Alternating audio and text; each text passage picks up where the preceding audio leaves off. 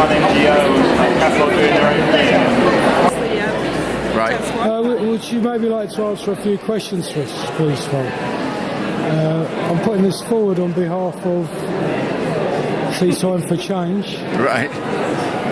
The UK has made a promise to deliver 0.7% of national income in good quality aid by 2013.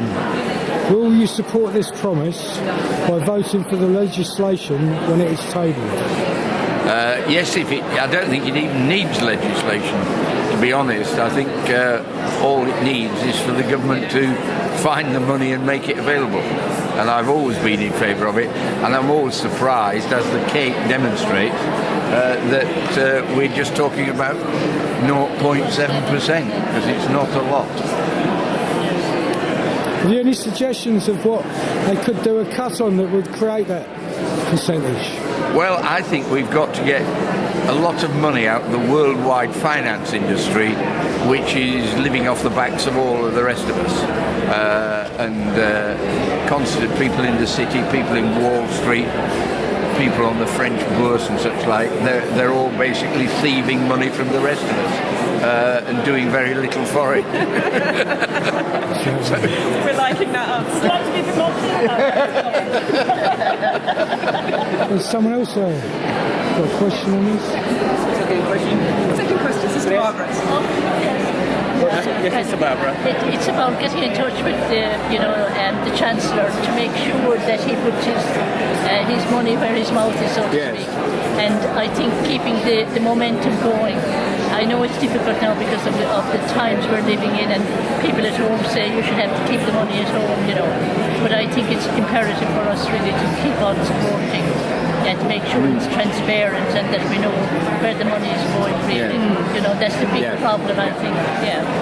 Well, I mean, I haven't received, I can't ever remember anybody writing to me and saying, I think we should cut overseas aid. I personally don't think that the idea of overseas aid is as unpopular as a lot of people suggest. And particularly if you bring it down to specific cases and you start talking about children dying, mothers dying in childbirth, things like that, there's nobody, apart from, a very limited number of real ratbats who won't want to help that. But my other point I always make is I think trade is better than aid. And one of the things we've just got to do is try to change the terms of trade so that the things that we are buying from the developing world, that they're getting a decent price for, and also that price is going into the pockets and handbags of the people who do the work, and not just a few people creaming it off. That's right. I think that was one of the key issues actually, that the money goes where it is meant to go. Yes. And that people don't siphon off bits. Yes, that's true. But I mean, the trouble is, we live in a world where the finance industry is constantly siphoning off.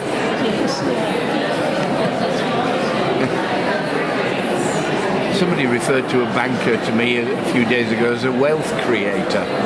So pointed out they've been wealth destroyers in recent times. Could I ask you... a request here. Will you write to George Osborne asking him what specific steps he'll take to support the adoption? I will do that, yes. Because this is extraction, isn't it, of natural wealth. It goes back to the West, and no clarity as to why that's happened or how it's happened.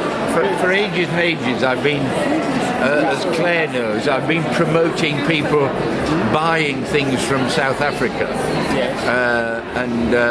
So I ended up with this slogan, which was that it revolves around the fact that if you buy 100 bottles of South African wine, it will create a job. So if people didn't buy South African wine during the boycott period, I say, well, if you tried to help by self-denial, now you can help by self-indulgence. So I think the main thing is to keep getting over that most decent people you know, most decent people in this country want everybody in this country to have a decent life, and most people want everybody in the world to have a decent life.